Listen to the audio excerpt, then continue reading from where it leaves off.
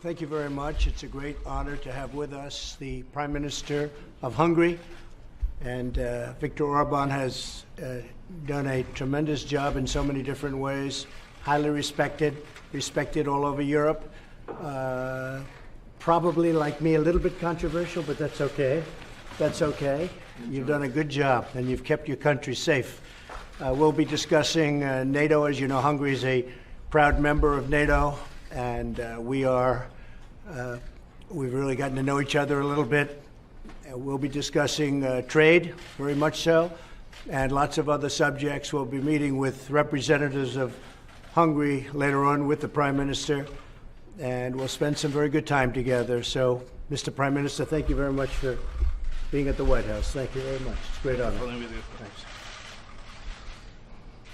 May I have a word? Yes, please. So, President, thank you very much for the invitation. Thank you. May I just say here that we are proud that so many Hungarians contributed to the tremendous progress of the United States. I'm very happy to be here again. May I say to be young again. I was 20 years ago, first time here. I have some expectations for this meeting this afternoon. First of all, to strengthen our strategic alliance. Then to discuss global political issues, because so many changes are going on and we have some similar approaches. And I would like to express that we are proud to stand together with the United States on fighting against illegal migration, on terrorism, and to protect and help the Christian communities all around the world. So, President, thank you very much for the invitation. And you have been great with respect to Christian communities. You have really put a block up, and we appreciate that very much. So we're going to have some meetings now, a lot of subjects under discussion, and the relationship is very good with Hungary. Thank you all very much. Mr. President, what's your reaction to China's decision today to retaliate on tariffs and the market reaction to that? Well, the reaction is very simple. China has been taking advantage of the United States for many, many years. I'm not just talking about during the Obama administration. You can go back long before that. And it's been taking out $400, $500, $600 billion a year out of the United States. And we can't let that happen.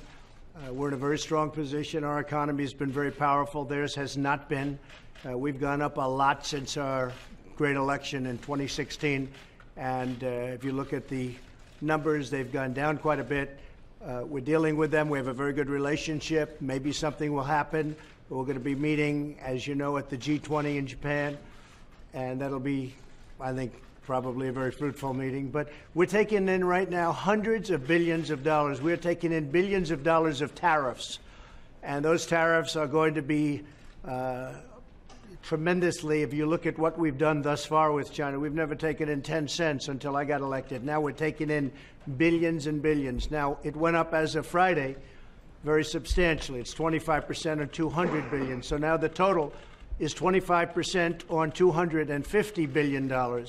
In addition to that, we have another $325 billion that we can do if we decide to do it. So we are taking in tens of billions of dollars. We've never done that before with China. We've never done that before with anybody, frankly, because we've been taken advantage of on all of our trade deals, practically. This is a very positive step. I love the position we're in. There can be some retaliation, but it can't be very, very substantial by comparison. And out of the billions of dollars that we're taking in, a small portion of that will be going to our farmers, because China will be retaliating probably to a certain extent against our farmers. We're going to take the highest year, the biggest purchase that China has ever made with our farmers, which is about $15 billion, and do something reciprocal to our farmers so our farmers can do well. They'll be planting, they'll be able to sell for less, and they'll make the same kind of money until such time as it's all straightened out. So our farmers will be very happy, our manufacturers will be very happy, and our government is very happy because we're taking in tens of billions of dollars. I think it's working out very well. Again, we do much less business with China than they do with us. If you take a look at 100 billion versus 600 billion, and just so you understand, we don't have to pay any tariffs. If you're a manufacturer in this country, you pay nothing. open your division or open up your product, have it made in this country as opposed to made in China. Or if you don't want to do that, and that would be the ideal, that's what it used to be a long time ago when we were smart, when we had an economy that was really something very special. Now we're having a period of tremendous growth and tremendous success like we haven't seen for a long time. But in the old days, we made our product, and we took our product, and that's what it was. Now we go to China, we buy it. Not anymore. And if they don't want to pay tariffs, make it here or buy it from another country that's a non-tariffed country. So whether you go to Vietnam or so many others, you can do that. So the bottom line is we are taking in tremendous amounts of money. It already started as of last Friday, but it really started 7 months before that. It's in the form of tariffs or taxes, and it had a tremendous impact. If you looked at the first quarter, which is always historically the worst quarter, we were at 3.2%. People were very surprised. Well, a lot of that was the tariffs that we were taking in from China. So we're in a very good position, and I think it's only going to get better. Can you guarantee a trade deal, Mr. President? Can you guarantee a trade deal with China by June 1st? We're in a great position right now, no matter what we do. Yeah, I think China wants to have it because companies are already announcing that they're leaving China because they can't do that. They can't compete if they're in China with the tax. So what a lot of companies are going to be doing, quite naturally, is leaving China and going to other countries so they don't have to pay the tariff. That's something that's a problem for China. They don't want to have that. And we don't want to have that necessarily happen to China. But we had a deal with China. It was 95% there. And then my representatives, as you know, Secretary Mnuchin and Bob Lighthizer, Ambassador Lighthizer, they went to China and they were told the things that were fully agreed to, we're not going to get anymore. They're going to unagree to them. That's not acceptable. I said, good, that's fine. Put on the tariffs. And again, so we have tens of millions of dollars pouring into our coffers, the coffers of the U.S. Treasury. We'll see what happens with Iran. If they do anything, it will be a very bad mistake. If they do anything, I'm hearing little stories about Iran. If they do anything, they will suffer greatly. We'll see what happens with Iran. Mr. President, will you meet with President Xi directly at G20? I'll meet with him directly, yes. I'll be meeting with President Xi of China, yes. What about President Putin? Will you also meet with him? Yes, I will be meeting with President Putin also. On Russia, Secretary Pompeo was there, was heading there. What message do you have for him to send to Putin? I think the message is that there has never been anybody that's been so tough on Russia, but at the same time, we're going to end up getting along with Russia. It makes sense to get along with Russia. Nobody sanctioned Russia like I have. Nobody's talked about the pipeline going to Germany and various other places like I have. I said it's very unfair, having to do with the United States and NATO. There's been nobody that's ever done, and if you really look at something big, our energy business, we're now the biggest in the world. We're bigger than Russia. We're bigger than Saudi Arabia. We're bigger than anybody. That all happened since I've become president because I've made it so that you can do that. And we're taking in a lot of money. Look, our country is doing really well. We've probably never done this well before, and it's going to continue. We have tremendous signs. As far as the deal with China is concerned, believe it or not, it's very important, but it's a very, very small part of the kind of numbers that we're doing right now since my election. Well, you've gone to the $325 billion in tariffs, the additional tariffs. Are you going to pursue? I haven't made that decision yet. We have the right to do another $325 billion at 25% in additional tariffs. That is a tremendous amount of money that would come into our country. I have not made that decision yet. Should Don McGahn be held in contempt of Congress?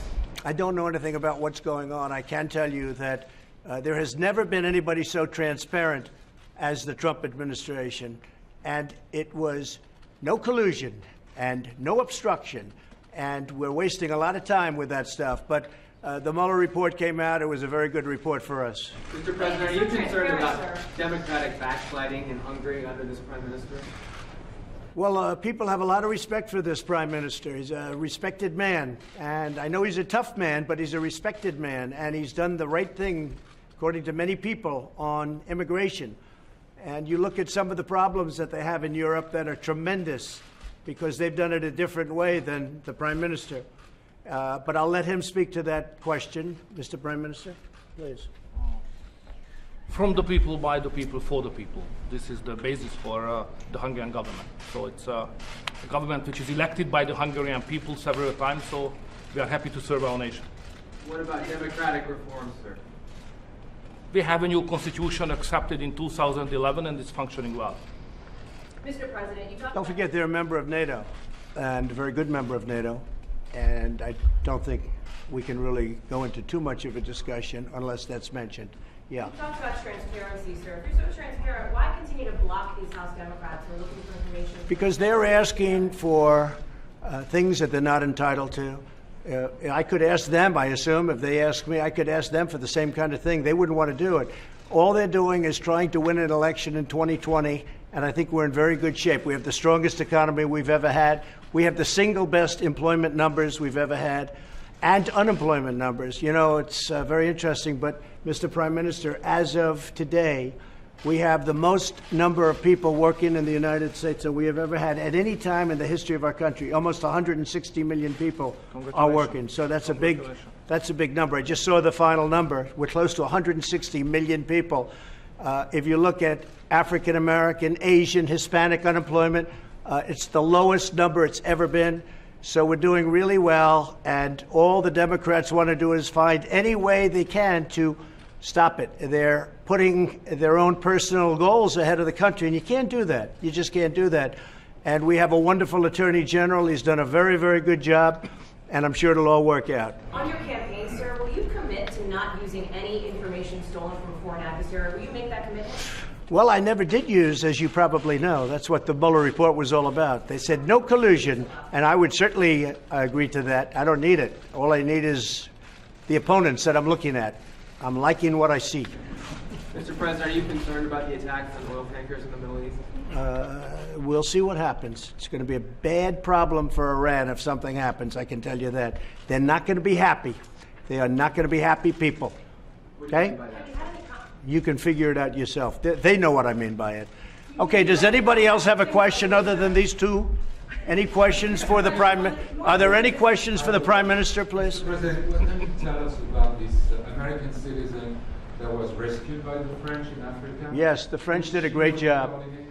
The French did a great job, and we appreciate it very much, and I've already communicated that feeling. We worked with them on intelligence, and we were able to get that person back, and we thank the French very much. Great job. Who is she? What was she doing? I don't want to tell you that now. I'll tell you at some later date, I'm sure. Okay. The farmer aid package, sir, the $15 billion, can you elaborate on what that looks like, where that's coming from? Well, it's being devised right now. It's something that has taken place over the years, and if you would like, speak to Sonny Perdue, Department of Agriculture. We love our farmers. We take care of our farmers. Our farmers have been incredible. No country can get in the way of our farmers. Our farmers are great patriots, and they've done a fantastic job. So our farmers are going to be very well taken care of. Thank you all very much. Thank you. Thank you very much.